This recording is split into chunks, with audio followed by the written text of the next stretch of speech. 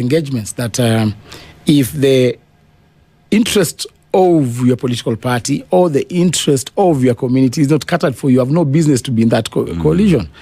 And therefore, it will be a matter of wait and see. But I am certain that in January, from January, February, you will see a lot of realignment and alignment. So it sounds like the club that suddenly starts scoring all the goals and gets all the fantastic players, then they start winning. And everybody in the fans decided that now that's going to be the club that they support, without looking at what it really takes to score the goal.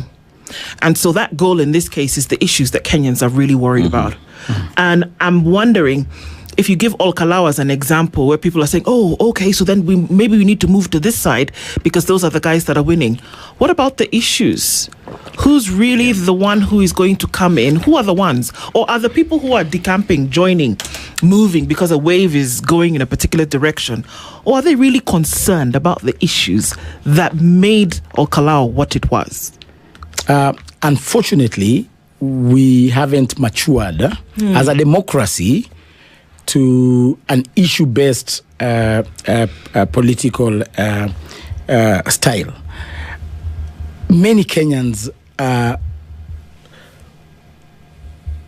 come together to form government simply because of their community's interest.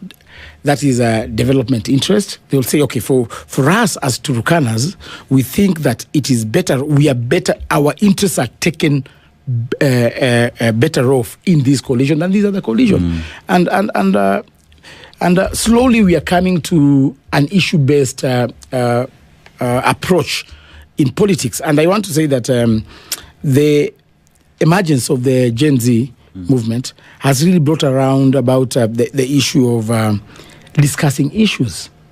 You've seen in the recent elections, we saw people coming together as tribes. In 2013, you saw URP and TNA. There were simply two tribes coming together to outshine the rest. You've seen the tactic the government is using. It wanted to use the traditional 41 against one tribe, whereby they wanted to isolate the Kikuyus against the whole nation. And therefore, everybody, in as much as people are trying to come out as issue-based politicians, for example, when you listen to William Ruto, you might think that he does not recognize anything called tribe in his life. Yet, the biggest tribalist in this country is William Samoei Ruto. The biggest tribalist. The patron of all tribalists is William Samoei Ruto. I will state that without blinking my eye. That the biggest tribalist. Look at all the state corporation appointments. Yesterday we had appointments. You saw all the appointments were appointments for convenience sake. You know, when you tell us that you're appointing Atoli's wife to be a member of the Intergovernmental Technical Committee, basically we can see through your game plan that, come on, you are appointing Atoli's wife. You're not appointing Mary Kilobi because she qualifies or because she has a background that will help in that particular setup. You basically appointing or rewarding your friend Atoli. And we want to say on behalf of lawyers, President William Ruto, we are very satisfied. And thank you so much for appointing Mary Kilobi, Atoli's wife. We are very grateful. We shall vote for you. Really? Yeah, we shall vote for you. Because now he thinks he has sorted out all the lawyers by appointing Atoli's wife. I mean, Cleo, even as we talk about that, there is the question of what's the guarantee that anyone else who will form government will do things differently? You know why? Because from where Kenyans sit, especially just what you've stated, that there would be movements, people will be defecting now, joining the winning team. And the responsibility then would go to even DCP in terms of ensuring that the people that they will field for these positions are people who meet the threshold. Because what's the point of saying that you want change when everybody else who has condemned the movement, everybody else who Kenyans have sought to win, and come there and be allowed to get in and run for these offices isn't just the proverbial phrase of we are doing things the same way with the hope that things would change. So what's the responsibility of the party pretty much in making sure that individuals who will be presented to Kenyans are those that meet the threshold and not recycling?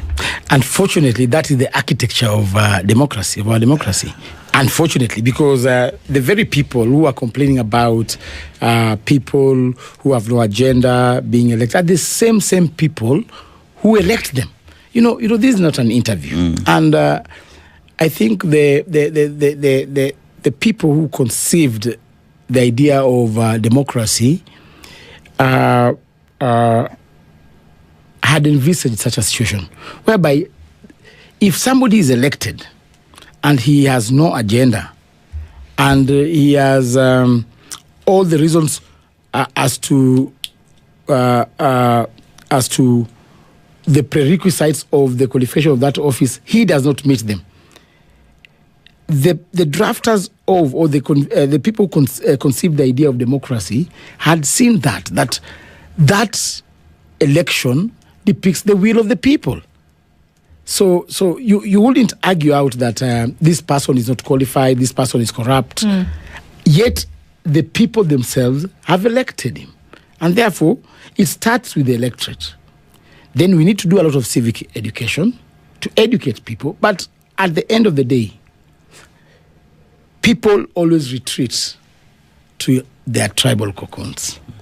Because Kenya, the people who have been in office before have shown people that, come on, if your community is not in government, you do not benefit. So is it a coincidence today that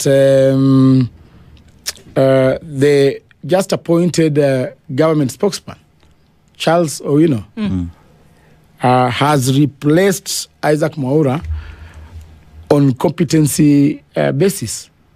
Or is what else would it be? When you look at all those appointments right now, people are just being strategic when it comes to getting votes in 2027. William Ruto knows very well that now I've lost the mountain. So let me replace this position with somebody who is going to give me more votes. And that's, if you saw those appointments, they're basic, and you'll be seeing more, even in future.